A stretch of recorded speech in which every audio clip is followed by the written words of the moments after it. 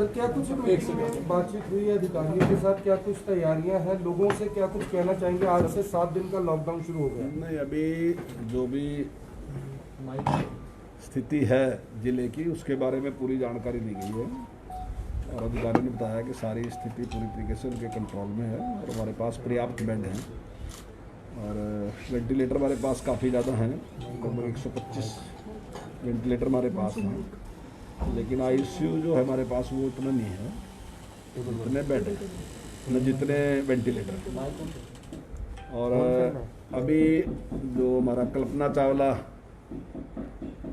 जो है उसमें अभी 10 टन की कैपेसिटी का हमारा जो ऑक्सीजन का एक वो है वो उसकी व्यवस्था स्टोरेज टैंकर जो है वो हमें पूरी उम्मीद है सर कल तक हमारा पहुंच जाएगा और उसकी हमने पूरी तैयारी कर ली। जो नीचे बेस उसका बनाना होता है सारा तैयार है हमारा, तो वो कर लेंगे और उसके आने के बाद में काफ़ी सुविधा उसमें ऑक्सीजन के मामले में हो जाएगी। और कब कुल मिला के अभी भी हमारा ऑक्सीजन का भी और दूसरा भी सारा का सारा ठीक तरीके से सारा प्रोग्राम हुआ ठीक से चल रहा है।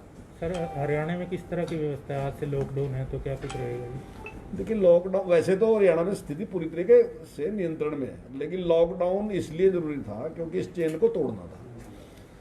पेशेंट बढ़ते जा रहे थे, इसलिए इस चेन को तोड़ना बहुत ही जरूरी था, इसलिए सरकार ने निर्णय लिया। और मैं समझता हूँ कि सरकार के साथ साथ इस समय समाज में भी इस प्रकार की धारणा थी कि लॉकडाउन होना चाहिए क्योंकि ये जरूरी है, तो सारे का एक निर्णय लिया गया कि अभी 7 दिन का लॉकडाउन रहेगा ताकि ये चेन टूटे। सर वैक्सीनेशन ड्राइव कैसी चल रही है? क्योंकि प्राइवेट हॉस्पिटल्स में भी लगनी है, तो एक दिन काम भी शुरू लेट हुआ, पहले 1 मई से लगनी थी, 2 मई से लगनी शुरू हुई है, तो किस तरीके से पूरे हरियाणा की वैक्सीनेशन ड्राइव? पूरे हरियाणा में एकदम इस टाइम कोई वो नहीं, सभी लोगों में उत्साह है वैक्सीन लगवाने के लिए। जिस प्रकार से पहले कुछ लोगों ने उसका विरोध भी किया और उसके बारे में गलतफहमियां भी पैदा करने का प्रयास किया, लेकिन धीरे धीरे वो गलतफहमियां सारी की सारी समाप्त होगी और विरोध अब कहीं रहा नहीं क्योंकि जनता को इस बात का पूरा पता चल गया कि वैक्सीन बहुत ही जरूरी है, उनके लिए लाभदायक है। तो अब कोई दिक्कत नहीं है, बहुत तैयार है सब के सब लोग। जैसे ही वैक्सीन आती है, जितनी वैक्सीन आती है वो ऑनलाइन इसकी एक बुकिंग है और लोग अपने टाइम पे जाते हैं और मतलब कोई उसमें प्रॉब्लम, लोगों में उत्साह है, लोगों में बहुत ही उत्साह है। लोगों प्राइवेट हॉस्पिटल में कितने रुपए की लगेगी, कुछ आइडिया?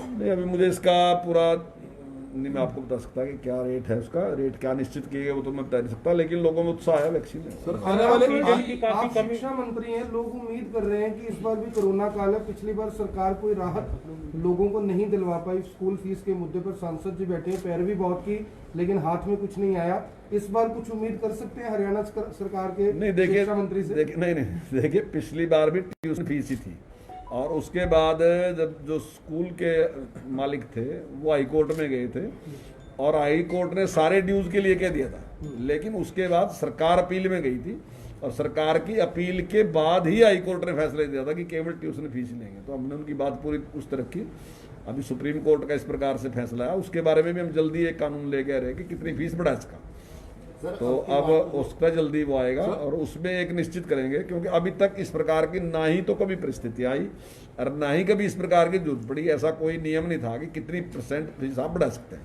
तो अभी उस पर लेके रहे जल्दी हम इस पर। ऑक्सीजन की कमी देखने को मिलती है जिसको लेकर आने वाले समय में हरियाणा में ऑक्सीजन प्लांट कोई हरियाणा में बनाए जाए। पिछले 1 साल के दौरान अगर तैयारियां की गई होती शायद इस तरह की परेशानी ना आती। नहीं, ऑक्सीजन के प्लांट लगाए भी जा रहे और अभी संजय जी ने भी बताया भी था यहाँ पे कोई एक जगह प्राइवेट है और वो लगाने लगे, वो 50 बेड की उन्होंने ऑफर किया, आज ही किया। हमने उनको बोला कि आपको जगह एलोकेट कर देंगे, कल्पना चावला में ही कर देंगे, तुरंत हाथों हाथ 5 मिनट में वो कर दिया। सांसद जी एक सवाल है, पीएम केयर फंड से 5 वेंटिलेटर देते करनाल सिविल हॉस्पिटल में, वो आज तक ऑपरेशनल नहीं हुए, क्या वो पैसा खराब नहीं गया? अगर वो 5 वेंटिलेटर होते तो 5 लोगों की जान बचाई जा सकती थी। नहीं, 5 वेंटिलेटर तो 125 है जिसमें सिविल हॉस्पिटल में पीएम केयर फंड से जो है वो आज तक धूल फाक रहे हैं, चालू नहीं हो पाए, ना उनका मटेरियल आया, ना डॉक्टर है, ना बिल्डिंग बनी, कुछ नहीं हुआ।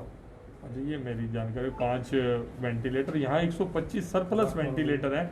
जैसा मंत्री जी ने बताया कि 15 ही यूज हो रहे हैं, 110 वेंटिलेटर तो आज की डेट में यूज भी नहीं हो रहे। नहीं, वेंटिलेटर के साथ साथ उसको चलाने वाला स्टाफ और उस प्रकार की सारी परिस्थितियां की भी जरूरत होती है। केवल वेंटिलेटर की जरूरत नहीं होती, वेंटिलेटर के साथ साथ और सारी चीजों की भी जरूरत है। सर जरूरत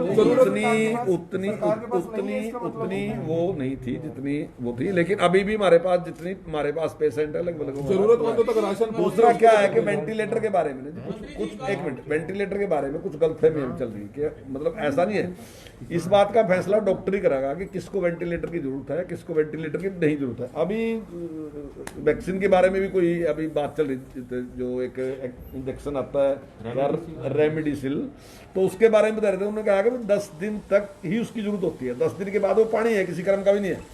लेकिन कई बार मुझे तो पता ही नहीं कि वो पानी है या नहीं है। मैं तो बाद में भी, मेरा तो एक ही प्रयास है कि मुझे इंजेक्शन किसी तरीके से मिल जाए, भले ही किसी रेट पे मिल जाए। मैं तो अपने पेशेंट को इसको ही लगाऊंगा, क्योंकि मैं कोई डॉक्टर थोड़ी हूँ, तो डॉक्टर को इसकी जानकारी है। अभी डॉक्टर साहब ने बताया कि 10 दिन के बाद इसका कोई उपयोग ही नहीं है इंजेक्शन का। तो ऐसे ही वेंटिलेटर की भी जरूरत किसको है किसको नहीं। डॉक्टर लॉकडाउन लग चुका है, किसान वहां पर बैठे हैं, अंबाला में पंचायत भी देखने को मिली, मामला भी दर्ज हुआ। तो किस तरीके से एक बातचीत करके उस किसानों को समझाया जा रहा है कि आप लोग उठ जाएं, या नहीं उठते तो फिर वैक्सीन लगवा लें, टेस्ट करवा लें? देखिए, ये तो उन्हें समझना चाहिए कि देश के सामने कितनी बड़ी समस्या है आज। अगर आप उस समस्या को इस तरीके से लेंगे कि उसको रोकने की बजाय बढ़ाने का काम करोगे, तो देश की जनता को भी समझना चाहिए क्या है। किसान बढ़ा रहे हैं। देखिए, अगर कोई भी आदमी इस बात को मानने के लिए तैयार नहीं, वो वैक्सीन लगवाने के लिए तैयार नहीं है, वो वहां से हटने के लिए तैयार नहीं, वो भीड़ को कम करने के लिए तैयार नहीं, वो तो अभी तक यहाँ आपके करनाल में कह रहे थे कि वैक्सीन ना लगवाओ, वैक्सीन तो नुकसान कर देगी, वैक्सीन से फलाना आदमी मर गया, ये गया वो गया। आपके यहाँ आपकी करा उन्होंने, मैंने देखा वीडियो में, तो वो उसका विरोध कर रहे थे वैक्सीन का। आज वो कह रहे कि वैक्सीन लेके आओ जल्दी। तो इस तरीके का जो व्यवहार है वो ठीक व्यवहार नहीं है। देखिए, अब ये जो समस्या है ये पूरे देश की समस्या है, केवल एक किसी पार्टी की किसी की समस्या नहीं, देश की समस्या है। और हमारे सब के लिए जरूरी है कि हम पूरे नियमों का पालन करके उसकी लड़ाई सर, करें। बाकी विधानसभाओं में क्या इंतजाम है? करनाल का तो आपने बता दिया, बाकी विधानसभा क्षेत्र में क्या इंतजाम है? क्या वहां से करनाल ही आना पड़ेगा या वहां पर भी कोई वैकल्पिक व्यवस्था? नहीं, सब जगह अच्छी से व्यवस्था है। देखिए, अब क्योंकि करनाल एक मुख्य शहर है और हॉस्पिटल ज़्यादा हैं, ज़्यादा सुविधाएं यही हैं, लेकिन और भी जो विधानसभा है वहाँ पे भी इंतजाम करें। मंत्री जी, कल मेडिकल कॉलेज में ऑक्सीजन कम हो गई थी, प्रेशर कम होने से 2 बुजुर्गों की डेथ हो गई है वहाँ पर। तो वो जिनके बुजुर्ग एक्सपायर हुए हैं, उनका आरोप है कि जो ऑक्सीजन कम की है, पहले से इंतजाम नहीं किए गए, जिस वजह से हमारे परिवार के दोनों सदस्य एक्सपायर हो गए हैं। क्या इस मामले में कोई सरकार जाँच करेगी? नहीं, देखिए, ऑक्सीजन की जो पूर्ति है वो बहुत अच्छे तरीके से चल रही है, लेकिन इतनी बड़ी समस्या का किसी का अनुमान नहीं होता। अगर अचानक आपके सामने इतनी बड़ी समस्या आ जाएगी तो कुछ ना कुछ उसमें खामियां रह जाती हैं। लेकिन सरकार जिस जिम्मेदारी के साथ लगी, तो मैं समझता हूँ कि ऑक्सीजन की कोई ऐसी कमी नहीं हो सकता है। एक आध केस जैसा आपने कहा कि इसमें सच्चाई हो आपकी, तो इसके डायरेक्टर साहब इसके बारे में ज़्यादा अच्छी तरीके से जानकारी दे सकते हैं कि जो आपने बात कही इसकी कितनी इसकी सच्चाई है। नहीं, कई बार क्या होता है कि देखिए, मेरे साथ कोई दुर्घटना आएगी तो मैं कुछ भी कह सकता हूँ, उस टाइम थोड़ा सा ज़्यादा भी कह सकता हूँ, क्योंकि मेरी पीड़ा है ना जी। वो जब मेरी पीड़ा है तो मुझे गुस्सा भी ज़्यादा है, मैं दूसरी बात भी कह सकूँ, लेकिन इसके बारे में ज़्यादा जानकारी जो है डायरेक्टर साहब दे सकते हैं। मंत्री जी, मेरा अगला क्वेश्चन ये है, करनाल के ये डॉक्टर सुनील पवार हैं, वो अपना 12 बेड का हॉस्पिटल सरकार को समर्पित करना चाहते हैं। कई चिट्ठियां लिख चुके हैं, डिप्टी कमिश्नर से बात करने की कोशिश कर चुके हैं, लेकिन अभी तक उनको कोई रिप्लाई नहीं मिल रहा है, जबकि वो पूरी तरह तैयार है। आज भी पेशेंट लेकर गए थे, उनको वहां पर पहले गिरफ्तार किया गया, बाद में छोड़ दिया गया। एसएचओ कहते हैं कि गिरफ्तार नहीं हुआ। ये बहुत बड़ा इशू है। जब लोग सामने आ रहे हैं सेवा करने के लिए, उसमें सरकार नहीं, सेवा से कौन रोकता है? किसको अरेस्ट कर दिया? डॉक्टर सुनील है जी, डॉक्टर सुनील है। उनका अपना हॉस्पिटल है। अच्छा, नहीं, सेवा करने वाले को तो किसी को नहीं, सेवा वाले को कोई लोग पता कर लेते हैं, पता कर लेते हैं। अभी पता कर जी, वो देना चाहते हैं, लेने में हम ले लेंगे साहब। 2 मिनट में अभी सर, ऑक्सीजन की कमी नहीं है हरियाणा में, ये सच है। ऑक्सीजन की कमी नहीं, ट्रांसपोर्टेशन की दिक्कत आ रही है, उसके लिए कुछ वैकल्पिक व्यवस्था कर रहे हैं आप? क्योंकि अगर देखिए, वो सारी व्यवस्थाएं कर रहे हैं। जैसे पहले अभी यहाँ बातचीत हुई, जहाँ जिस काम में एक गाड़ी थी, अभी डी साहब ने बात किया कि उसमें हम 3 गाड़ियां लगे रहे। जो खाली सिलेंडर है वो एक लेके आएगी, बड़े सिलेंडर दूसरी लेके जाएगी, और एक दूसरी जो दूर के हॉस्पिटल है उनके लिए अलग से एक गाड़ी होगी। तो हर चीज़ को बढ़ा रहे हैं, उसमें सुधार कर रहे हैं। लेकिन अचानक कोई बहुत बड़ी एक विपत्ति सामने आ जाए तो थोड़ा बहुत उसमें ऐसे समय में सर आकर्षण ब्लैक जी, मार्केटिंग जो बात करते हैं, आपने लोगों के कही लिए क्या ना, कहेंगे? जो बात आपने नहीं, कही लगभग ब्लैक मार्केटिंग है नहीं, सरकार एकदम उस पर पूरी तरीके से संज्ञान ले रही। कोई भी आदमी अगर ऐसा करता पाएगा तो खिलाफ कार्रवाई की जाएगी। सांसद सर आप नहीं, एक सेकंड, जो आकर्षण जी ने बात कही बहुत इंपॉर्टेंट बात है कि गाड़ियों की ट्रांसपोर्टेशन की थोड़ी कमी थी।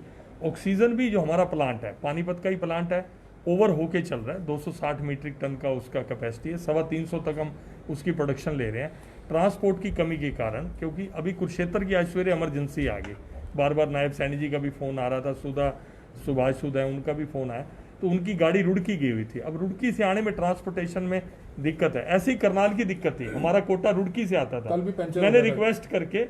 रिक्वेस्ट करके मैंने उनको कहा कि हमारी पानीपत से ही दो सप्लाई। पहले जो अलाटेड कोटा थे, रुड़की का हमारा कोटा था, यमुनानगर का रुड़की का था, प्लांट भी एग्जॉस्ट हो रहे हैं, जो व्हीकल कर रहे हैं वो भी एग्जॉस्ट हो रहे हैं। कई अधिकारी तो 24 घंटे ड्यूटी कर रहे हैं। कई डॉक्टर्स, सरकारी भी और प्राइवेट भी, मैं सल्यूट करता हूं उनको, 24 घंटे ड्यूटी कर रहे हैं। आप ये देखो कि 2, 3, 4 घंटे से ज़्यादा आप लोग भी नहीं सोते होंगे। इस समय हर आदमी अच्छे उसमें कर रहा है, और आप लोगों से भी यही अपेक्षा करते हैं कि एक पॉजिटिव माहौल के साथ लोगों का मनोबल बनाना भी अपने आप में एक बहुत बड़ी बात है। तो हम सब मिलके उस काम में लगे। सर आप पब्लिक के नुमाइंदे हैं, जिस तरह आज उतरे कई मंत्रियों की ड्यूटी लगी है हरियाणा में पब्लिक के बीच जाने की, तो किस तरह का लोगों को सहयोग रहेगा? नहीं रहेगा, अधिकारियों की भी लगी है, मंत्रियों की भी लगी है, अपने जो विधायक हैं वो अपने अपने क्षेत्र में, सांसद अपने अपने क्षेत्र में, हर आदमी कहीं ना कहीं काम के अंदर लगा हुआ है। और सब लोग चाहते हैं, क्योंकि ये अनपेक्षित था, इस तरह का कभी जीवन में सोचा ही नहीं था। हमने तो अपने जीवन में देखा नहीं, बुजुर्गों ने देखा तो अलग बात है।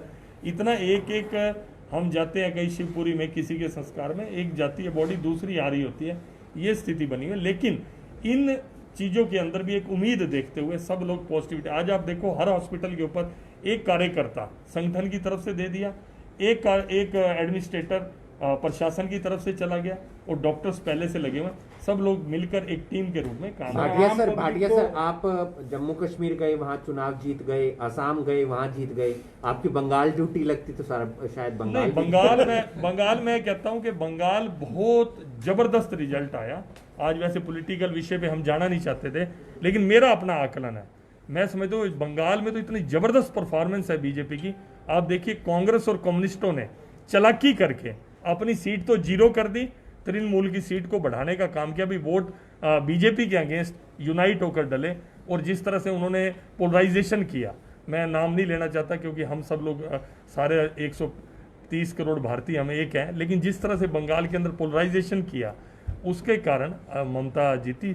ममता इतनी स्ट्रांग लीडर थी तो अपना विधानसभा का चुनाव क्यों हार गई, ये सोचने वाली बात है। मंत्री जी एक सवाल आखिरी आपके पास, करनाल जिले की जिम्मेवारी है, प्राइवेट अस्पतालों में, सरकारी अस्पताल में कल्पना चावला में क्या औचक निरीक्षण करेंगे? अगर करते हैं तो जाहिर तौर पर सुविधा और बेहतर होगी, लोगों के अंदर एक संतुष्टि होगी कि हाँ सरकार के नुमाइंदे हमारे बीच में। हाँ नहीं बिल्कुल, जैसी जैसी जरूरत होगी तो निश्चित तौर से। मंत्री जी जनता से क्या अपील करना चाहेंगे कोविड के मामले को लेकर? नहीं, जनता से तो यही अपील है कि जो भी इसके नियम हैं उनका पालन करें, चाहे सोशल डिस्टेंसिंग की बात है, चाहे सैनिटाइज की बात है, तो उन सारी चीज़ों का पालन करें। और दूसरा मैं एक और आपके इसके माध्यम से कहना चाहूँगा कि कई जगह इस प्रकार का भी है कि वो पॉजिटिव मिला केस, लेकिन पॉजिटिव के बाद वो व्यक्ति कहता है कोई लक्षण तो कुछ है नहीं, तो शायद वैसे ही गलत पॉजिटिव है, क्या रिपोर्ट गलत है।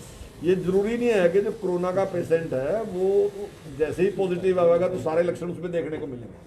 तो निश्चित तौर से उसने अपने घर पे अलग से रहना चाहिए और जनता के बीच में नहीं जाना चाहिए, क्योंकि सबसे बड़ा खतरा जो उससे है वो सबसे पहले परिवार को है, उसके दोस्तों को है, उसके परिवार को है। तो इस बात सर एक सवाल बस कि बहुत सी ऐसी जानकारियां मिल रही हैं, क्योंकि आप मॉनिटर कर रहे हैं करनाल को, कि प्राइवेट हॉस्पिटल 500 रुपए में बेड रिजर्व कर लेते हैं। मान लो मुझे जरूरत है, 500 रुपए में रिजर्व कर लिया, लेकिन दिल्ली से कोई मरीज आया जो मोटी रकम दे सकता है, फिर उस मरीज को हटा दिया जाता है और दिल्ली वाले को यहाँ रख लिया जाता है। नहीं, उसमें भी हमने पूरा उस पर एक्शन लेंगे अगर इस प्रकार का कोई करेगा, लेकिन हमने रेट लिस्ट भी हॉस्पिटल में, प्रत्येक हॉस्पिटल में रेट लिस्ट लगाई थी कि इस चीज़ के इतने पैसे हैं, इस चीज़ के इतने पैसे हैं, इस चीज़ के इतने पैसे हैं।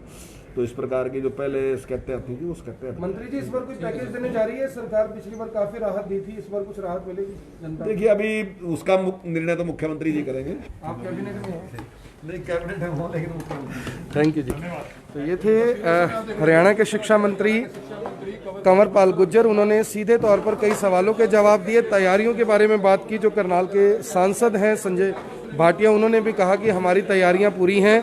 ऐसा नहीं पता था कि एकदम से ऐसा माहौल बन जाएगा, लेकिन अब जब ये सारी स्थिति उत्पन्न हो ही गई है तो जाहिर तौर पर यानी कि हम तैयारियों में जुटे हुए हैं, कोशिश कर रहे हैं कि तमाम जो ज़रूरतें हैं वो कम से कम आम लोगों की पूरी की जा सके। इसके साथ साथ एक पॉजिटिव माहौल बनाने की भी बात की उन्होंने कि पैनिक ज़्यादा होने की ज़रूरत नहीं है, कोशिश भी कर रहे हैं और जल्द ही कुछ रिजल्ट्स भी सामने आएंगे। इस तरह का अंदाज़ा नहीं था कि एकदम से कोविड फिर से पैर पसार लेगा। हालांकि जो पीएम केयर फंड से 5 वेंटिलेटर आए थे उसके सवाल का जवाब ये था कि इतने वेंटिलेटर्स की तो अभी ज़रूरत ही नहीं पड़ रही, ऑपरेशनल करने के लिए डॉक्टर्स नहीं है, स्टाफ नहीं है, ये भी कहा। लेकिन पीएम केयर फंड के वो 5 वेंटिलेटर आज तक ऑपरेशनल क्यों नहीं है, इसके बारे में शायद जवाब उनके पास भी नहीं था। आप सभी लोगों से अपील, जो भी लोग इस वीडियो को, इस खबर को देख रहे हैं, इसे साथ के साथ जरूर शेयर करें। आप देख रहे हैं M24, मैं हूं आकर्षण, करनाल से आप सभी के साथ लाइव। धन्यवाद।